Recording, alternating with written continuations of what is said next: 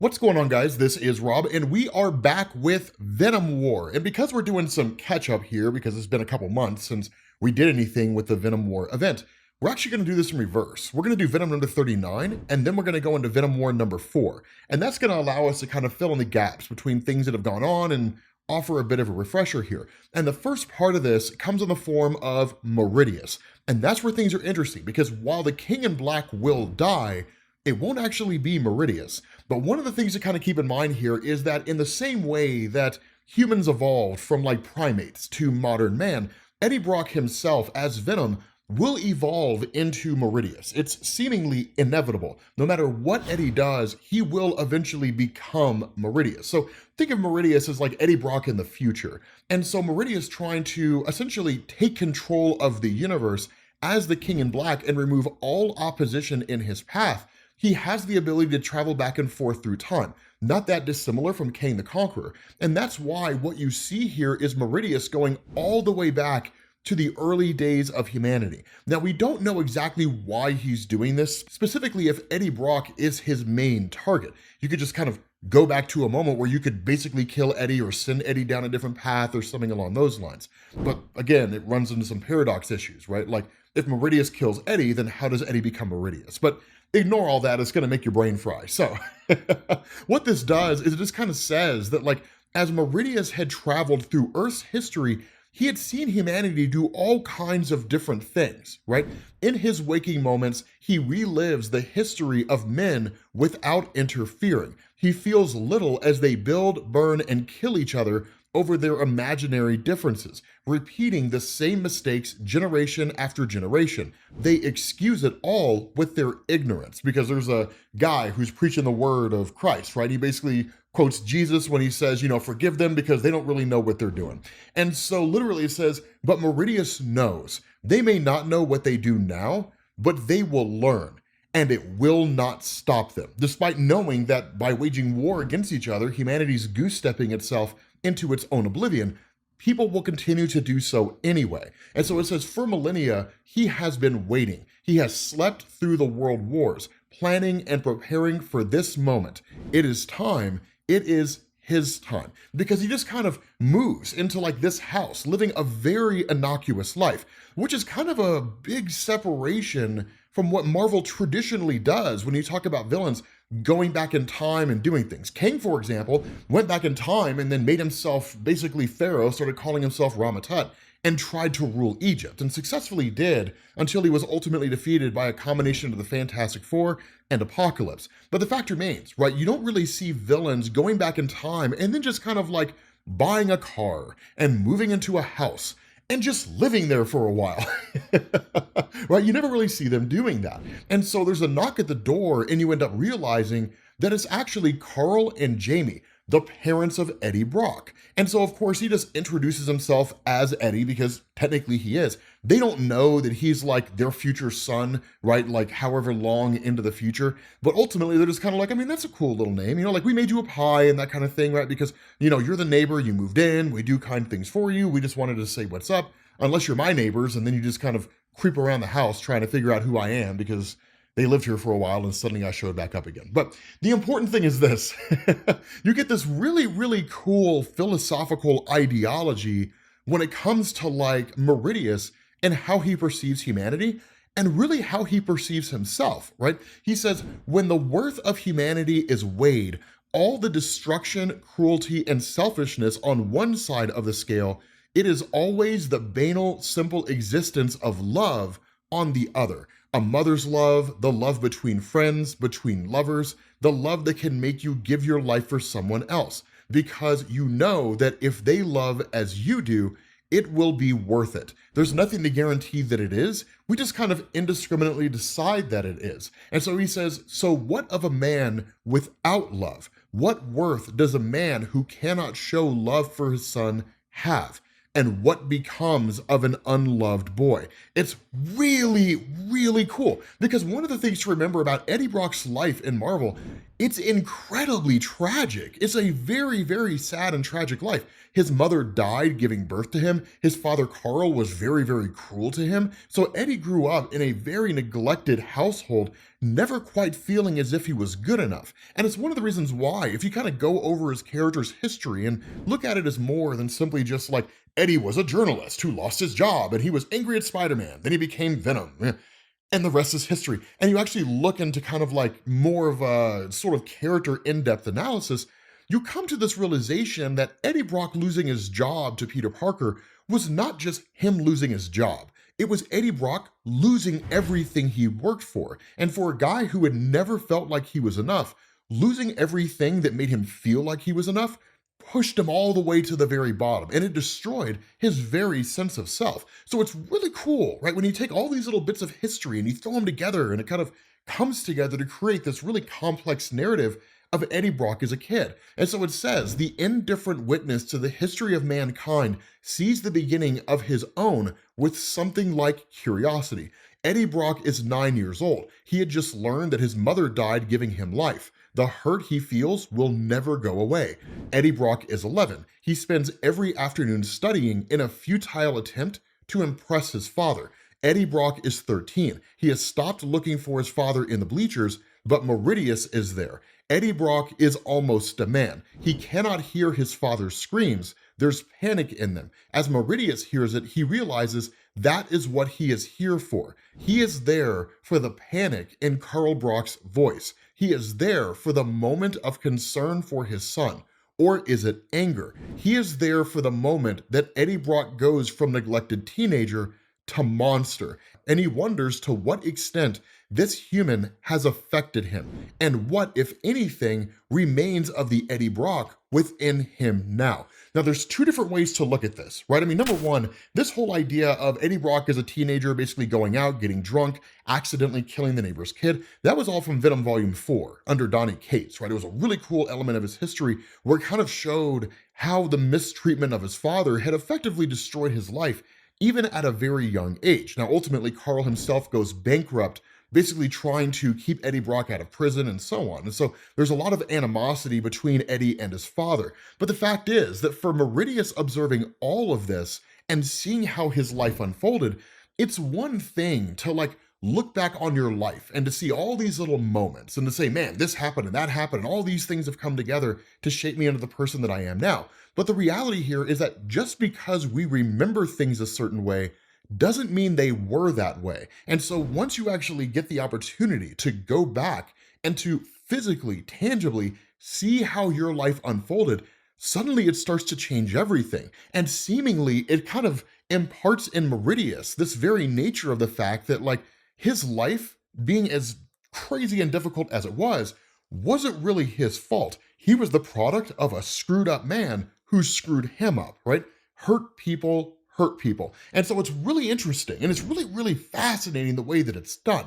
But after that, what you do is you pick up with Meridius as he continues to follow Eddie later on in life, because Eddie never actually went to jail. He becomes a journalist. He meets Anne Wang. Of course, he gets her knocked up, and then ultimately she never tells him. As we know from Donny Cates' run on Venom, when Dylan was introduced as the son of Eddie, that when Anne was pregnant, she actually took off to Dylan's father, Carl, and dropped the child off there. Now, a lot of that had come by way of a series of things, right? The fact that Anne had basically learned that Eddie Brock was Venom, that the Venom symbiote had essentially taken over Anne, turned her into she-Venom. It was all this kind of chaos, right, of her life, and the recognition that she was not in any position to raise a child. Plus, ultimately, she was going to end up dying. And so the result of this is that Carl raises Dylan, and Dylan is raised in just as harsh of an environment as Eddie was, because Carl learned nothing from his time in raising Dylan. And so what ends up happening here is I want to kind of jump back for a second, and I want to talk about Dylan himself. Because again, much like Meridius is Eddie Brock in the future, and then you have Eddie Brock in the present, who's more or less just the King in Black, that you've also got Dylan Brock, right, the son of Eddie. And Dylan Brock kind of exists in two places. You've got Dylan Brock in the modern era, who's essentially a teenager or just kind of aged up depending on how they want to depict him. And then you've got Dylan in the future. Now, Dylan in the future comes from this place where the future's been wrecked, and we don't really know how, right? The closest that we're able to figure out from the various clues that exist out there is it almost kind of feels like the symbiotes merged with like machines. It almost kind of became like these symbiote terminators, so to speak. But in effect, they've just kind of wiped out all life on Earth, or most all life on Earth. And there aren't really any superheroes left, right? There's Dylan Brock, and then there's like Spider-Boy and a couple other people who were there trying to help him where they can. And there was Doctor Strange in the future who sent Dylan into the past on a quest to gain the tools he needed to basically save the future, or at least destroy those guys who were out there. Now, Dylan is dying, right? Like Dylan was exposed to radiation. There's no saving his life. And where the last video that we did, as far as Dylan himself, focused on him basically traveling to see Chthon in order to attain like magical powers from Chthon himself, right? This astronomically powerful demon, where he had encountered Molten Man and taken a piece of the material on his skin in order to use that for whatever this task was. He's now coming across Loki. And Loki is kind of the next step on his journey, because Loki will give him the tools that he needs to, again, effectively win this war in the future. Now, what's interesting about this is that Loki immediately attacks Dylan, right? Like immediately goes after him and tries to destroy him. What's really interesting about all this is that Dylan traveling to Jotunheim and encountering Loki, this version you see here, this guy died during the events of Dark Reign on Asgard, right? Loki was kind of reborn as like a new version of himself, like reincarnation, essentially. And so because of the fact that you're talking about this version of Loki, who doesn't seem to know who Venom is, doesn't recognize Venom as a concept or anything, this is seemingly long before Loki ever showed up on Earth in the first place. So in essence, Dylan traveled into the past, and now he's meeting Loki before Loki ever met Venom or anything like that. And so that's why you have Loki talking to like Dylan and saying like, you know, you're some kind of a parasite, and that where Dylan's trying to reason with him. It's like, that's exactly what a parasite would say, you know, that kind of stuff. Now, it's one of those things that you see, right? For example, like when Dylan goes to grab Loki, Loki turns into snow and then like rematerializes behind him. But what ends up happening is that Dylan ultimately ends up casting a kind of like protective shield around himself using effectively the material of Molten Man, and that strikes the interest of Loki. Now, truth to tell, I don't really recall enough of Loki's history in Marvel to remember if this particular moment is kind of a wraparound to like how Loki attained a certain ability or something along those lines. I can't remember that off the top of my head. But what is important is that Loki seems to recognize the potential of this metallic alloy, even if Dylan doesn't, because Dylan's just attaining it for a particular purpose. He isn't really pursuing the full totality of what it can do. And so what ends up happening is that with Loki kind of basically making a deal with Dylan and saying, fine, I will help you for a sample of this material, ultimately Loki ends up taking him to Nidavellir, which most of you guys are aware of is basically a weapon forge. And that where Loki tells Dylan to just kind of rest for a few minutes, what ends up happening is Loki makes Dylan a couple of bullets and then fashions a dagger for himself, right? Just the cost of doing business. But the other cool thing is that Loki actually ends up pushing Dylan essentially back into the earthly plane, right? Midgard. And what ends up happening is that where you have Meridius watching Eddie and weighing, that Dylan just kind of comes flying through, and Meridius realizes this is where Dylan kind of reappears. Now, the fight between the two of them isn't massive, and seemingly because Meridius can go back and forth in time, at this moment in his existence, he hasn't actually partaken in the Venom War yet, because from his perspective, the war has not actually started. Either that, or he simply just doesn't remember the fact that it ever took place, given how long he's been around. And so where Dylan's like, I remember you, right? Like you were from the war and that kind of thing, that Meridius doesn't really know what he's talking about. And that's why I say the conflict is very, very small. But because of the fact that Dylan is carrying a symbiote, and because of the fact that Meridius, as the King in Black, can tap into the symbiote, he literally does exactly that and goes into Dylan Brock's mind. Now, what happens here is kind of interesting. Because Dylan Brock is dying and taking over the host of a symbiote by physically touching them and encountering their symbiote, seemingly it allows for the very nature of what infects one person to pass to another. And so in essence, the infection of Dylan is now in Meridius. Now, it doesn't seem to be enough to kill him, but in essence, because Dylan's dying, it seems to put forward this idea that now Meridius is dying. Now, we don't know for sure, it's really more just speculation, and only time will tell as the story goes on. But in reality, because of the fact that Dylan's on a mission, and Meridius just kind of represents a distraction here, he ends up opening a time portal and then comes to the modern day to see the death of Eddie Brock at the hands of himself when he's younger. Now, how does all this tie together? Okay, let's jump to Venom War issue number 4. Now, one thing to keep in mind, we're leaving all these futuristic counterparts out of here with the exception of Meridius. And again, we'll kind of square that circle when we get to it. The long and short of this is that in the last video that we did, Peter Parker had the Venom symbiote. And for a moment, Peter Parker was actually given the ability to see what life would be like had he become the King in Black.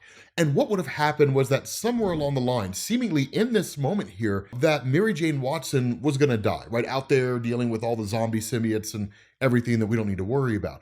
But what would have happened in that future was that Peter, following the death of Mary Jane, would have taken out everybody here. He would have seized control of their symbiotes. He would have become the new King in Black, which actually he was supposed to be in Marvel. And then ultimately he would like expand his control across the world and into the universe itself.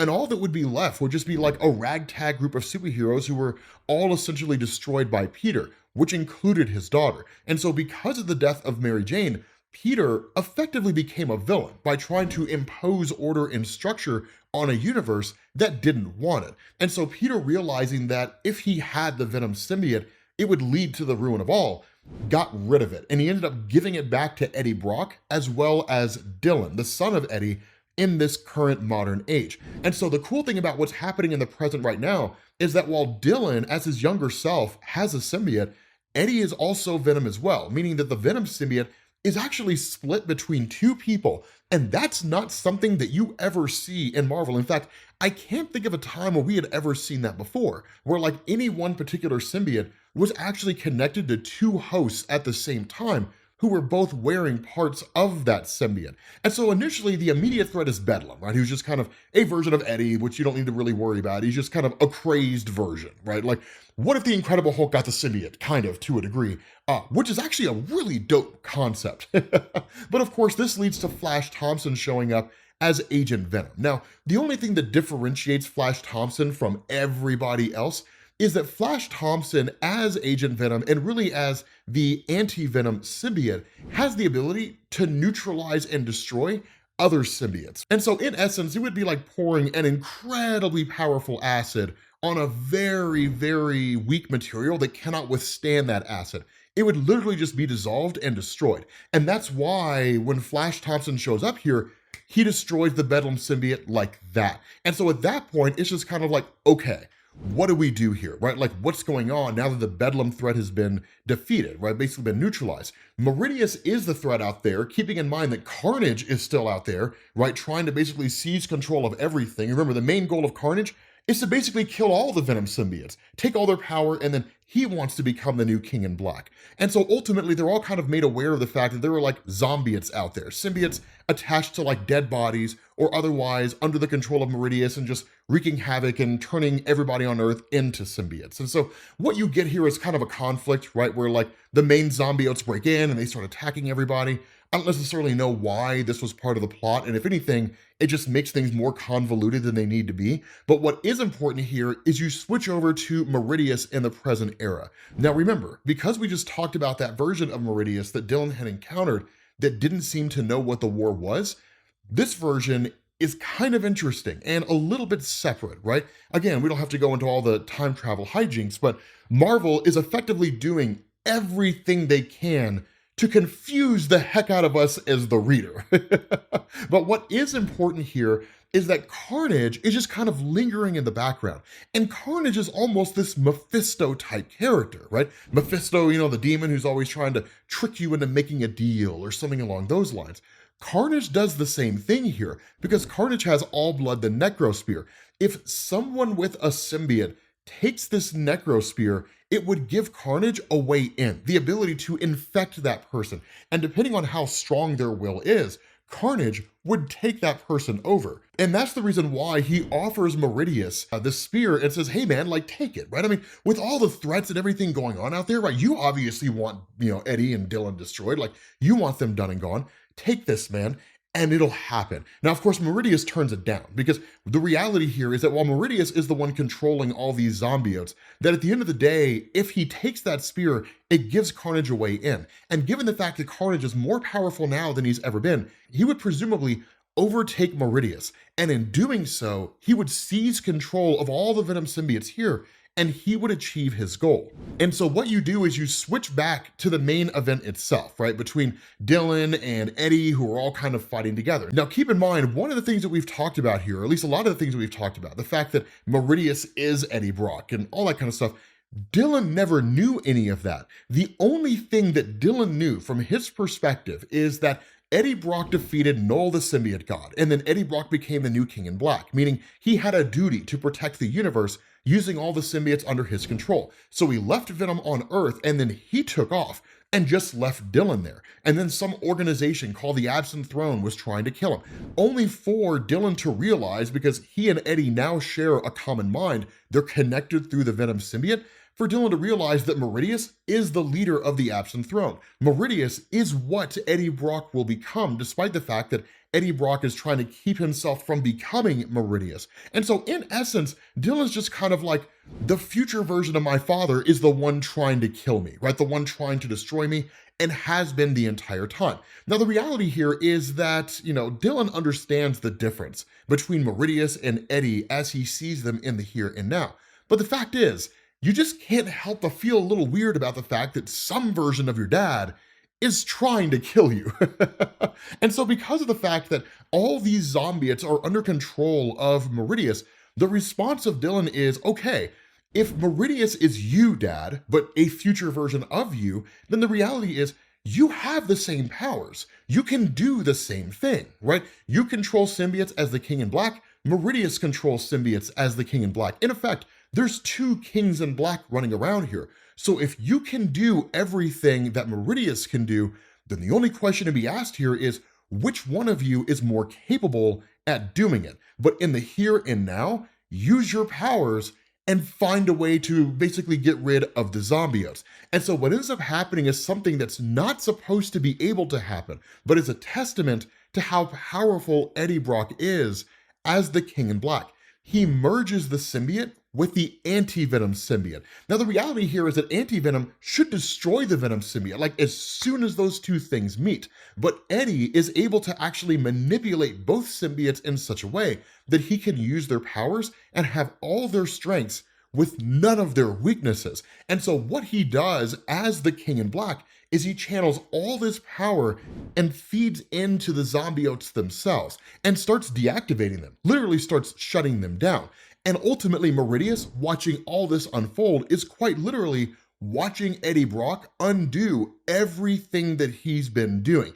And so seemingly in a moment of desperation, he seizes control of the spear of Carnage. And this gives Carnage his end. Now, it's not enough, seemingly right off the bat, for Carnage to just be like, now I'm in control, right? Where he's like, Emperor Palpatine, unlimited power, it's not really anything like that. But it does creak the door open just a bit, just enough for Carnage to kind of start eking his way in. And then while Meridius is seemingly doing everything he's doing, for Carnage to start seizing control. And that's exactly what goes on. Because what happens here in this moment is that because of the fact that there is in effect a kind of bridge, right? Meridius and Eddie Brock were able to do the same thing. They're essentially the same person. If you can infect Meridius, you can infect Eddie. And so what happens is Carnage eking his way in, Meridius literally overtakes all the different symbiotes that are out there and kind of undoes what it is that Eddie's doing.